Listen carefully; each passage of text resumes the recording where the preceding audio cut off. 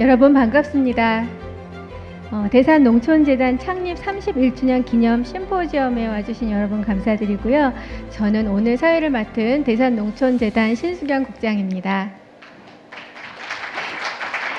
네, 참 반가운 얼굴들이 많이 보이는데요. 이렇게 많은 분을 모시고 이렇게 큰 행사를 하게 되는 게 3년 만인 것 같습니다. 너무 감격스럽고 기쁜 마음이 앞섭니다. 이렇게 뜻깊은 날에 여러분이 발걸음 하신 그 소중한 그 발걸음만큼이나 저희가 준비를 많이 했고요. 또 그 준비대로 지금 심포지엄을 시작하도록 하겠습니다. 네. 오늘 첫 순서로 김기영 대산농촌재단 이사장님께서 인사 말씀을 해주시겠습니다. 이사장님 앞으로 모시도록 하겠습니다.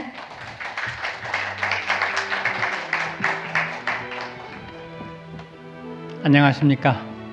대산농촌재단 이사장 김기영입니다. 반갑습니다. 대산농촌재단 제31주년 기념 심포지엄에 참석해 주신 여러분, 관심과 응원으로 함께해 주신 모든 분께 감사를 드립니다.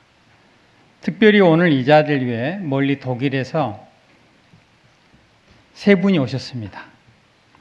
요셉 히머 박사님,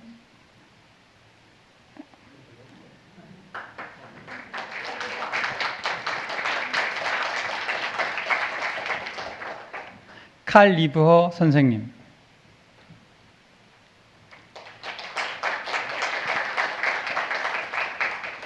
토마스 프리거 시의원님, 한국에 오신 것을 환영하며 깊이 감사드립니다. 오늘 통역을 해주실 박동수 선생님 또한 한번 일어서 주시죠.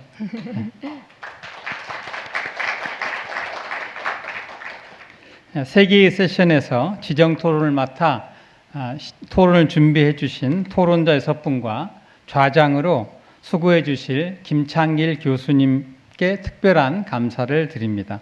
모든 분의 뜻과 정성과 지혜를 모아 오늘의 행사가 이루어졌습니다. 오늘은 대산농촌재단의 31번째 생일이기도 합니다. 1991년 농업과 농촌이 어려움을 겪고 있었을 당시 농촌은 우리 삶의 뿌리요, 농업은 생명을 지켜주는 산업이라는 신영호 선생님의 철학을 바탕으로 농업과 농촌의 가치를 드높이는 공익사업을 꾸준히 진행해 왔습니다. 대산농촌재단의 다양한 사업으로 인연을 맺은 대산가족이 15만 명에 이르고 있습니다. 오늘 심포지엄은 대산농촌재단이 31년의 역사 속에서 꾸준히 진행해온 대산농업연수에 뿌리를 두고 있습니다. 1992년부터 2019년까지 재단은 75차례의 연수를 통해서 약 1,800여 명이 참여하셨습니다. 오늘 심포지엄의 주제, 미래가 있는 농촌, 지속 가능한 농업은 대산농촌재단의 10년 동안 유럽에서 연수했던 슬로건이기도 합니다. 2020년 5월, 그동안 코로나19로 중단됐던 해외 농업 연수를 3년 만에 재개하였습니다. 당시는 코로나19 상황이 심각해서 연수를 결정하는데도 용기가 필요했고, 연수를 진행하면서도 무사히 마칠 수 있을지 걱정도 했습니다. 하지만 15분의 연수자 모두 건강하게 독일, 오스트리아, 스위스 농업정책, 농촌 현장, 농민교육 시스템 등을 살피고 돌아왔습니다. 3년의 공백을 깨고 용감하게 문을 열고 나갔던 연수였기에 우리가 유럽에서 보았던 새로운 정보와 체감했던 변화를 더 많은 사람과 공유할 수 없을까 하는 생각으로 연수자들이 가장 인상 깊게 보고 배운 독일 현장의 전문가 3분을 한국으로 초청했습니다. 감사하게도 3분 모두 흔쾌히 수락해 주셨습니다. 코로나19 팬데믹과 러시아 우크라이나 침공으로 촉발된 전쟁으로 인하여 전 세계가 급격한 인플레이션에 고통받고 있습니다.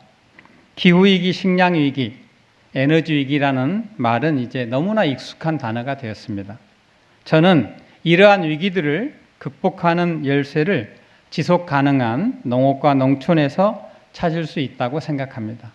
오늘 대산농촌재단 창립 31주년 국제 심포지엄이 미래가 있는 농촌, 지속 가능한 농업은 물론 지속 가능한 사회를 향한 협력과 연대의 불씨를 피울 수 있기를 희망합니다. 감사합니다.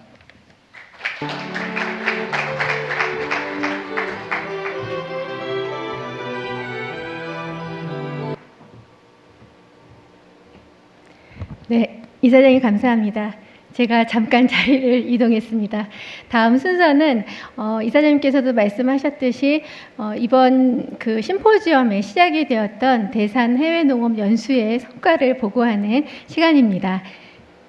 네, 대산 농촌재단의 그 해외농업 연수는 재단이 설립된 이후 1992년부터 계속 핵심 사업으로 진행해 왔습니다.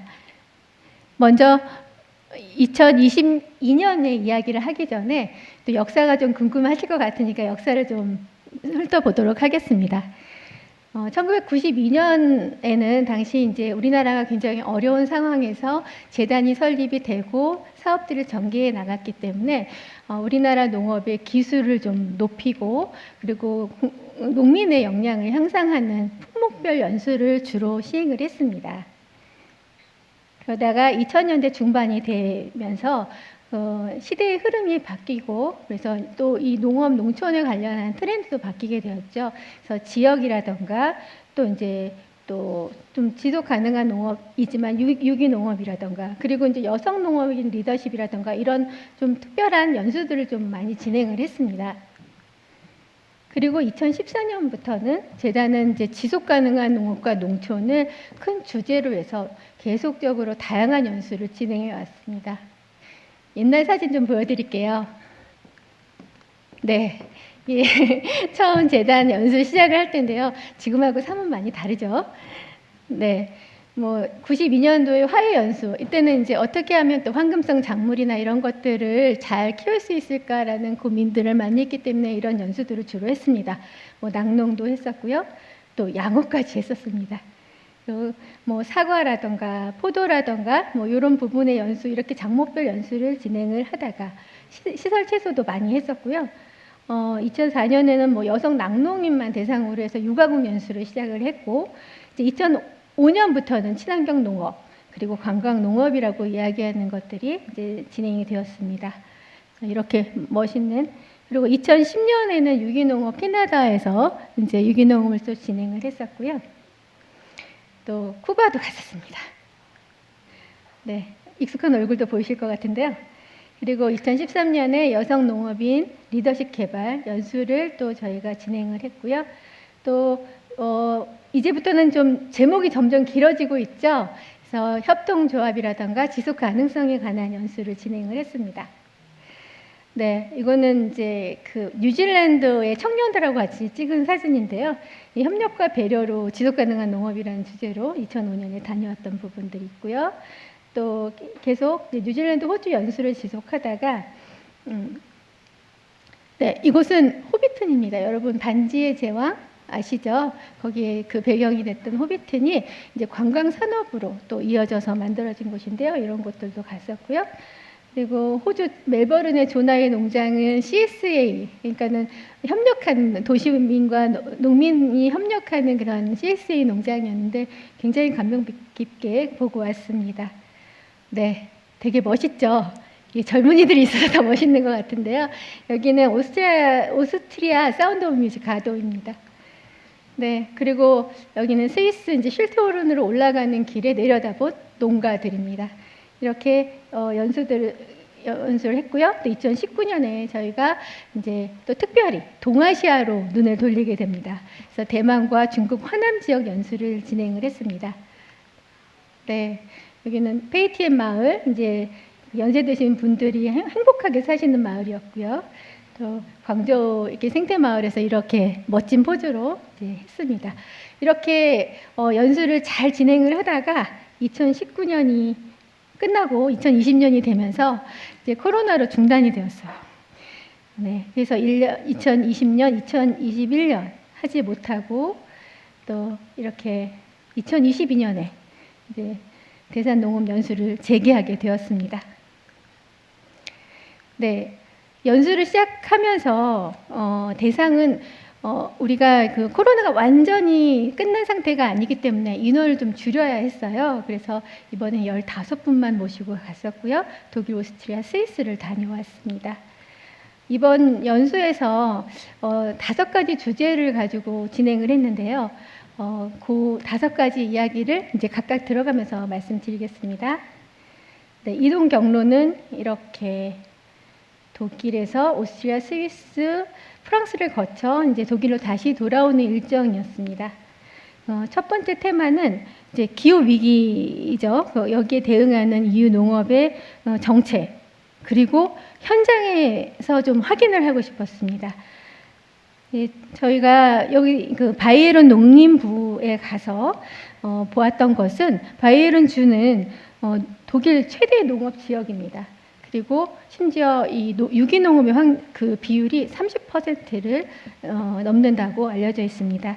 이곳에서 무엇을 들었냐면 2023년부터 새롭게 진행되는 EU 공동 농업 정책이었습니다.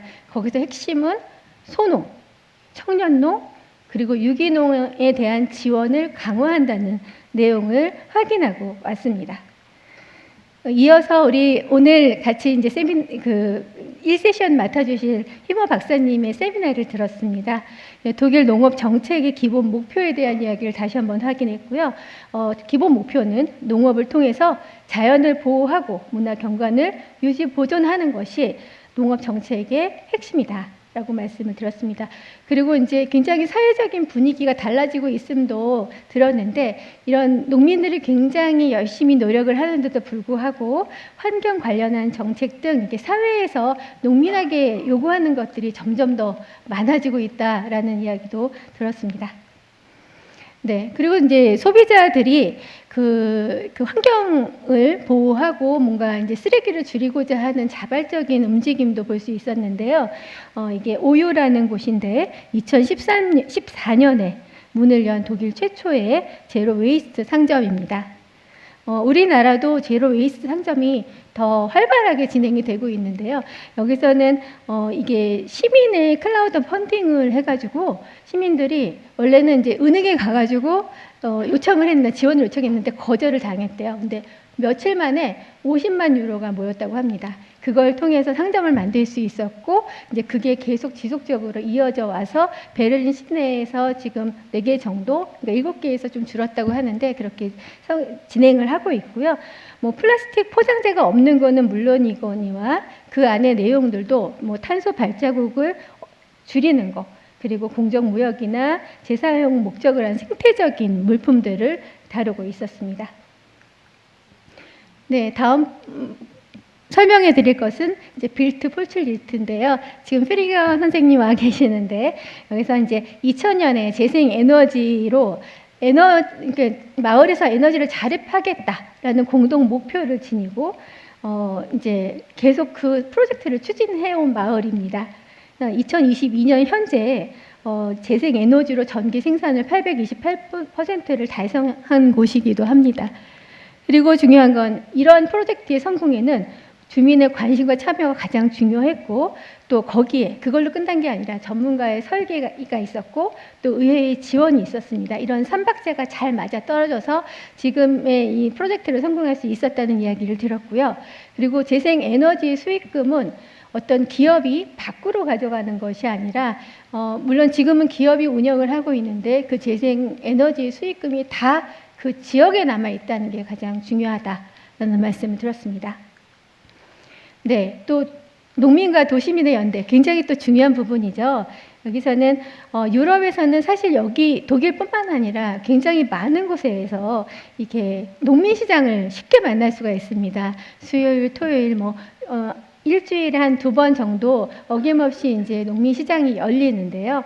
이것이 그 농민과 소비자를 직접적으로 연결해주는 역할을 합니다. 그리고 우리도 이제 마르쉐 같이 좋은 이제 농민 시장이 있는데요. 또 이 하나의 문화로 자리 잡아 있는 시장입니다.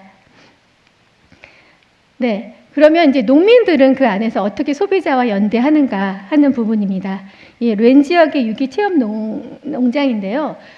이 렌 지역은 우리로 치면은 DMZ 같은 곳입니다. 그래서 이렇게 사람이 가서 살 수가 없는 그 지역이 있고요. 또 그 지역을 조금 벗어난 지역에 생물 보전 지역입니다. 여기에서 농민이 농사를 지으면서 그 지역을 지탱을 합니다. 그런데 그 농사를 지으면서 이 농민이 하는 역할은 경관을 관리하는 겁니다. 농민이 없으면 그 경관이 훼손된다라는 것으로 그 농민에게 그 경관 관리를 맡기고 있는 거죠. 물론 보조금을 받고 있고요. 그런데 그것만으로는 살 수가 없어요. 그래서 이분이 농사 이외에 다양한 것들을 하고 있었는데 지금 화면에 보시는 것이 인디언 캠프입니다. 여기 이런 캠프가 뭐 코로나19 때문에 지금 약간 좀 예전처럼 그렇게 활발하지 않다고 하더라도 이 인디언 캠프를 통해서 굉장히 많은 수익을 올리고 계셨고요. 또 이제 스스로 뭐 제빵이라든가 식당, 또 로컬푸드 매장 등을 운영하고 있었습니다. 네, 이분이 하신 말씀인데요. 원칙을 지키면 단점이 사라진다. 이게 생물 보존 지역의 제한 조건을 프리미엄으로 만드신 거예요. 그래서 이 소비자들이 이 지역을 방문하고 이제 또 이곳의 농산물을 소비하는 것을 가지고 본인이 생물 보전 지역을 돕고 있다라는 자부심까지 끌어낼 수 있다는 거죠. 그리고 그것뿐만 아니라 이 농민은 이 지역에서 보조금을 받으면서 이렇게 살 수 있는데 그 제한 조건이 많은 지역에 다른 직업을 가진 사람들은 참 어려울 거 아니에요. 그래서 그런 지역민들과 상생을 위한 공동 프로젝트를 계속적으로 지속적으로 운영을 하고 계셨습니다. 다음에 좀 더 혁신적인 농가 하나를 소개해 드리겠는데요. 라이자흐 농가입니다. 보통 이제 독일의 알고이 지역은 낙농 지역입니다. 우리는 굉장히 초원에 막 멋있다, 소들이 풀을 뜯고 되게 멋있다고 하는데 사실은 그 지역은 그런 풀밖에 이제 다른 농사를 하기가 좀 어려운 지역인 경우가 많거든요. 바로 알고이 지역이 그런데 그 알고이 지역의 유일한 과수 농가입니다. 근데 이분이 이 과수 농가를 하게 된 것이 농민들끼리 경쟁하는 환경 보다는 주변에 없는 농산물로 소비자를 직접 만나겠다라고 해서 이렇게 이제 과수 농사를 시작을 했고요. 처음엔 굉장히 어려우셨겠죠. 근데 여기의 특징은 소비자가 물론 이제 로컬 푸드도 있지만 방문해서 직접 우리는 체험을 하잖아요. 근데 여기는 그냥 따가는 유픽 프로그램을 진행을 하고 있었습니다. 네, 이 라이자의 리더 탄너 씨도 이제 좋은 말씀을 해주셨는데요. 안전한 농산물을 생산해 적정한 가격에 안정적으로 공급하고 빈부 격차 없이 모든 사람이 먹을 수 있게 하는 것이 바로 농민의 역할이다 라는 말씀을 하셔서 우리 연수자분들이 다 감동을 받으셨습니다. 네, 다음으로는 이제 여러분 오늘 또 굉장히 관심이 있으실 것 같은데요. 농민의 자격, 전문 농업인을 양성하는 곳을 갔습니다. 캠프텐 농업직업 학교 이야기입니다. 이제 우리로 치면은 농업 고등학교의 과정이고요. 여기서는 정말 전문가로 농민을 양성하는 정규 교육기관이죠. 이 학생들이 직접 지금 실습을 하고 원예반 학생들이 정원을 만들고 있는 모습이고요. 이거는 나무를 심고 있는 모습인데요. 이 학교와 농장의 듀얼 시스템으로 굉장히 유명하고요. 이 듀얼 시스템을 또 이제 보충하기 위해서 범농장적인 프로그램을 또 이 국공립 그 기관에서 또 진행을 합니다. 이 모든 과정을 다 거치고 나면 농민 자격증을 받습니다. 이 농민 자격증은 이제 국가와 사회가 인정한다는 거고 달리 말하면 보조금을 받을 수 있는 자격이기도 합니다. 네, 다음은 이제 유럽 농업 소농의 제2의 다리와 지역 공동체인데요. 이 제2의 다리는 우리로 치면은 비슷한 말이 한 6차 산업 정도로 치환할 수 있을 것 같습니다. 완벽하게 맞지는 않지만 이 소농들이 보조금을 받고 농사를 짓고 그럼에도 불구하고 거기서 그렇게 살아남기가 쉽지가 않기 때문에 본인이 농사 이외에 다른 다리 하나를 만듭니다. 그것을 제2, 제3의 다리라고 하는데요. 그 다리의 이야기와 또 이제 지역 공동체의 이야기를 보고 왔습니다. 네, 오스트리아의 피르노 농가입니다. 여기는 이제 이분이 발터 클라이드 씨고요. 그 옆에 이제 사모님이 아그네스 클라이드입니다. 오스트리아 티롤주에 살고 있는데요. 이게 4대째 이어오는 농가입니다. 네, 이분이 특별한 것은 이제 원래는 이제 소 농사를 낙농을 하시는데 거기에 이제 직접 재배한 밀로 빵을 만들어서 오스트리아 전체 뭐 게누스 크레네라 그래서 그렇게 맛의 왕관이라고 해서 경진대회가 있는데 거기 10차례 이상 수상을 하셨어요. 우리로 치면 굉장한 이제 유명한 맛집인 거죠.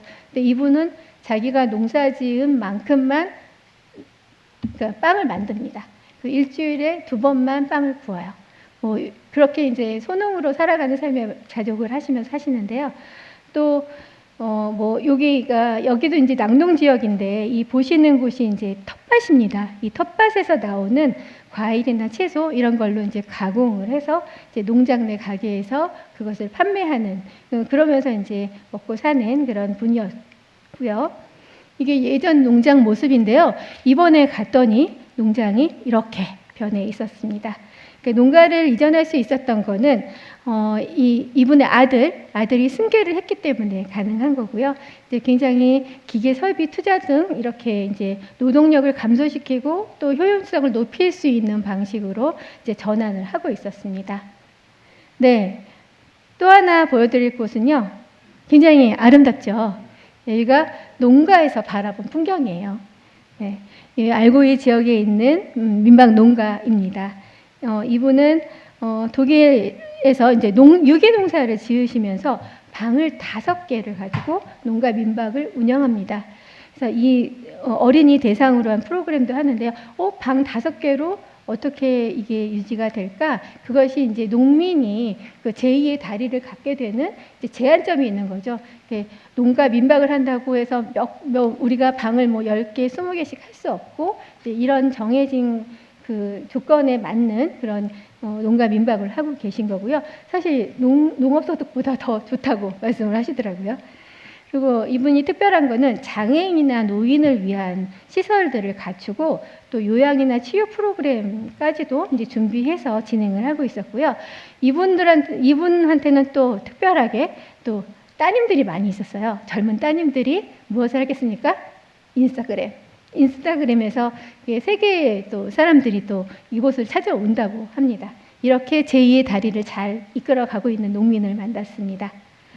그리고 다음으로는 이 바벨론가는 사실 아까 말씀드린 그런 보조금을 받는 제2의 다리보다는 그걸로 시작해서 좀 더 산업적으로 확장한 사례라고 보시면 될 것 같습니다.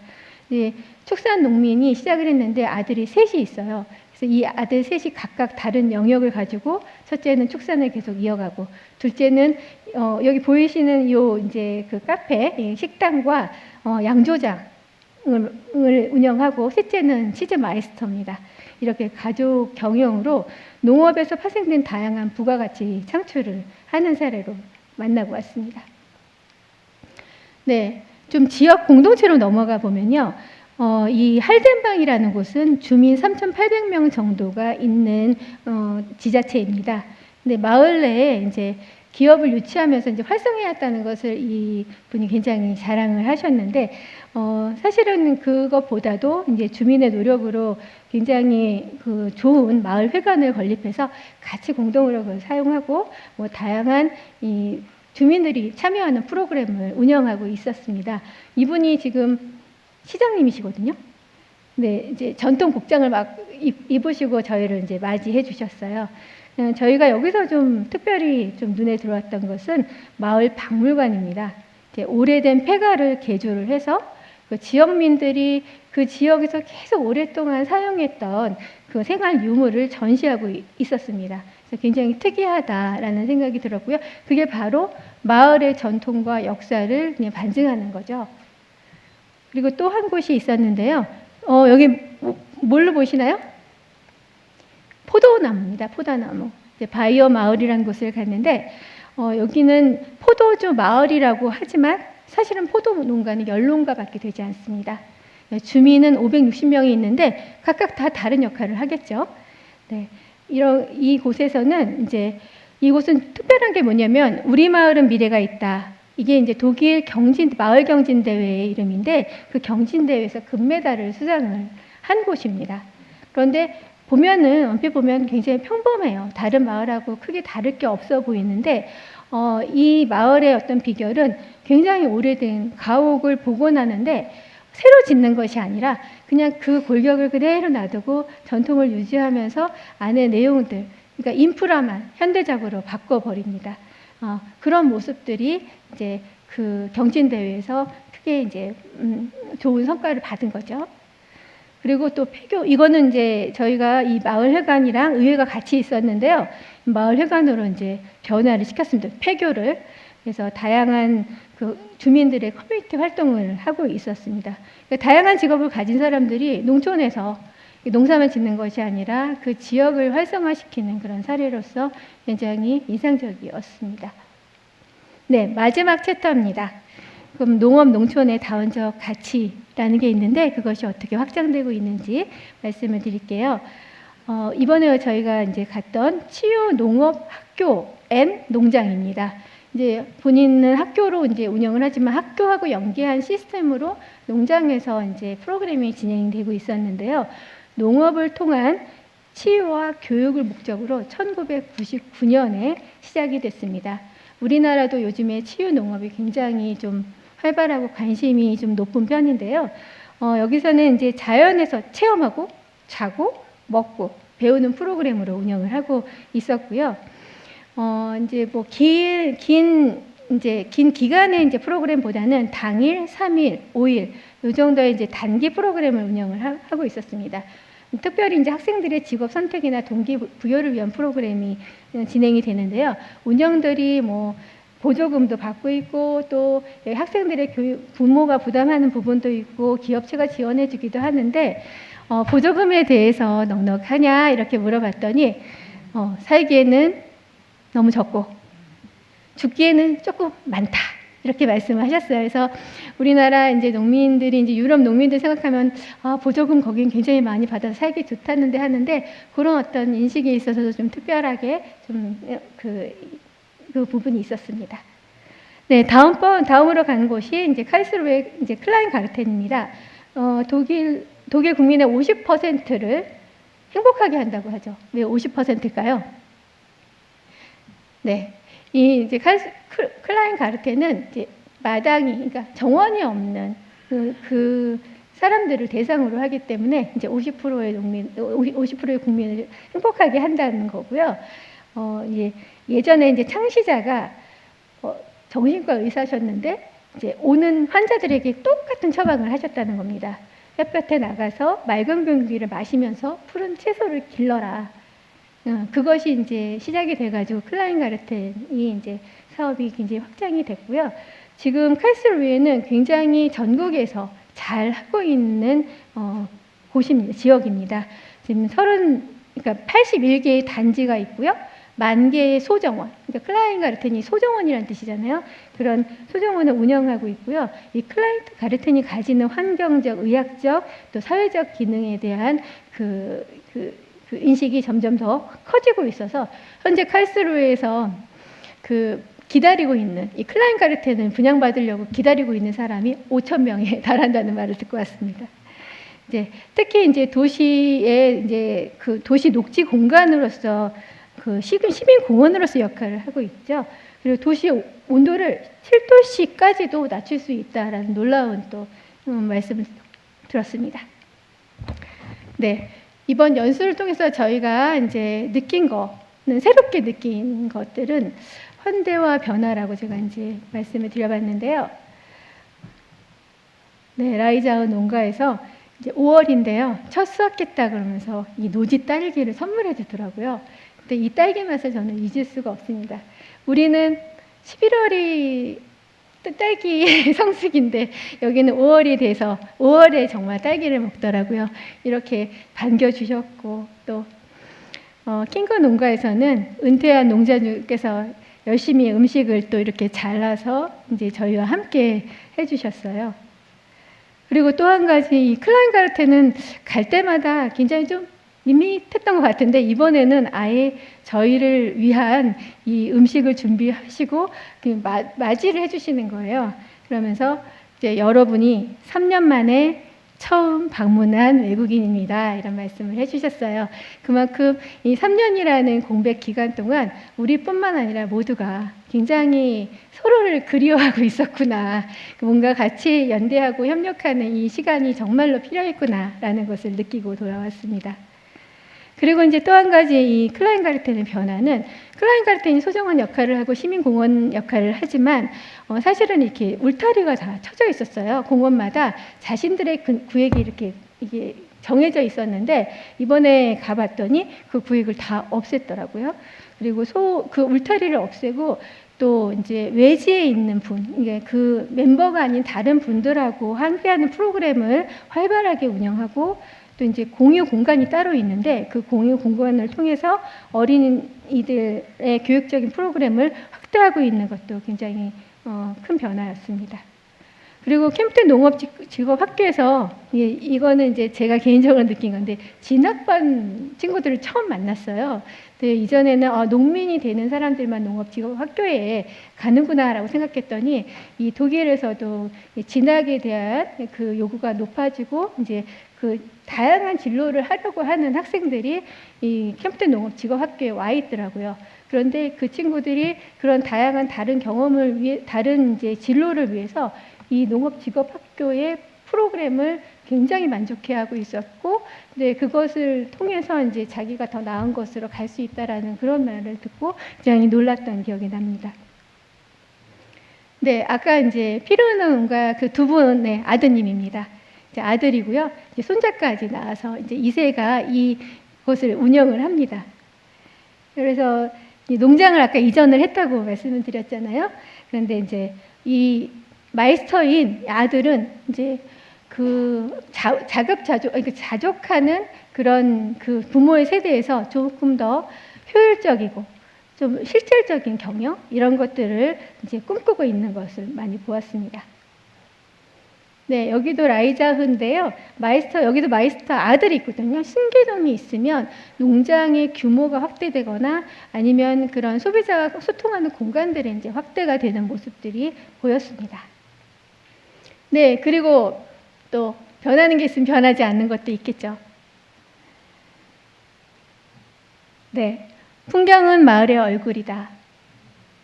네, 알고 계십니까? 네, 네, 풍경은 마을의 얼굴이고요. 이 문화 경관을 지키는 농민의 자부심을 볼 수 있었고요.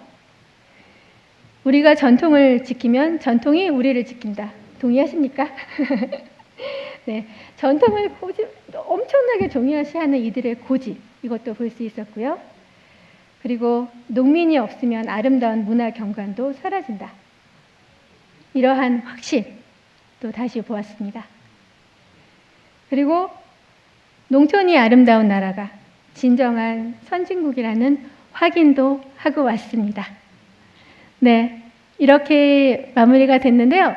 15분의 연수자분들한테 어디가 제일 마음에 드셨어요? 라고 물어봤어요. 그랬더니 이렇게 캠프텐 농업직업학교, 사실은 만족은 저희는 취급하지 않습니다. 매우 만족의 기준이기 때문에 굉장히 다 높은 만족도를 가지고 있는 거고요. 그래서 이 결과를 토대로 오늘의 3개의 세션을 마련했습니다.